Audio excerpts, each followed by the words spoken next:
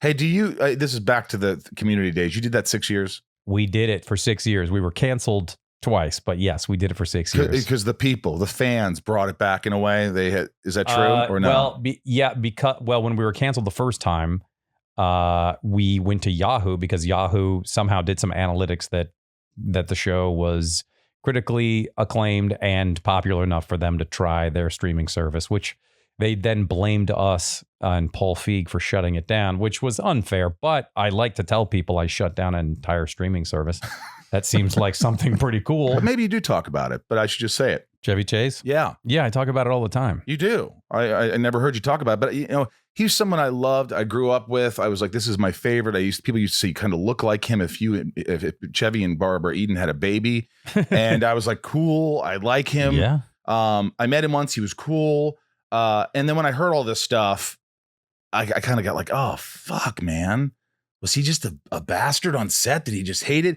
And like, there's a lot of thoughts that go through because you read all the stuff that people say and you hear the media chatting about it. And then my theory was that in his world, he was like, I'm a movie star. I've been a movie star for a long time. And now I'm a guy who kind of comes up and says a funny line and does whatever. And this isn't good enough for me. And I don't like being here. But that's just my theory. But I don't know what happened. So anyway. Well, I think there was probably exactly what you just said. He was someone that did not want to be there for the hours that we were keeping. And the hours were long. There was no doubt about that. And the hours were the hours because we were shooting a movie every week. It wasn't documentary style or anything like that, except for one episode. And so he didn't like that. And there was no doubt, and I think he would absolutely agree. He sometimes could be in not great moods, and that did so. He would have to be kind of shot out. We'd have to get him.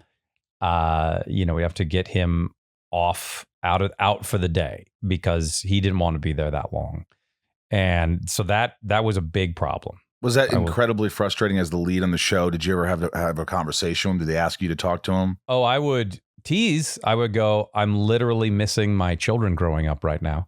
But that's fine. And yeah, I mean, he was so funny on the show. When you look at what was on camera, it's super funny. It's really good. But he was always...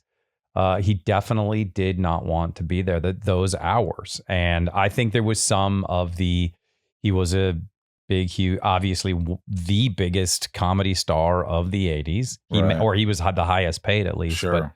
But between Vacation and Fletch and, the zillion other movies he did, Caddyshack and all that, I'm sure there was some of that, but I know he was being well compensated for it. Right. That said, you get someone like Alec Baldwin who did 30 Rock, who wasn't a, big, huge movie star for a long time and then, reinvented himself through that show. But, it was unfortunate. And then Chevy was, then he left the show under quite crazy circumstances. So it was definitely... It could be tough some days. Other days he was great. Did it sever the relationship with the other actors? Is there anybody who has a relationship with him, who has checked in with him, who still sort of like, hey, you didn't like being on the show, you retired, you were older, you whatever it is, or is it kind of severed? I don't know. I called him a few years ago when I played him in a movie. I was so jealous of that because I thought I should play him. Oh, I was so jealous of you. I really was like, oh my God, Joel's so lucky. Well, I was the right height. So yeah, technically, I'm not that tall. I'm only 6 feet. Thanks for bringing that up. But so, yeah. Well, your back, you would be much taller. But Chevy had a bad back. He did have a bad back. There you go. Yes. Another reason why I thought I should play him. Oh, interesting. I'm kidding. So go ahead. You called him. I called him to tell him that I was going to play him. Like there's this movie going to be made and I'm going to be in it. I'm going to be playing you.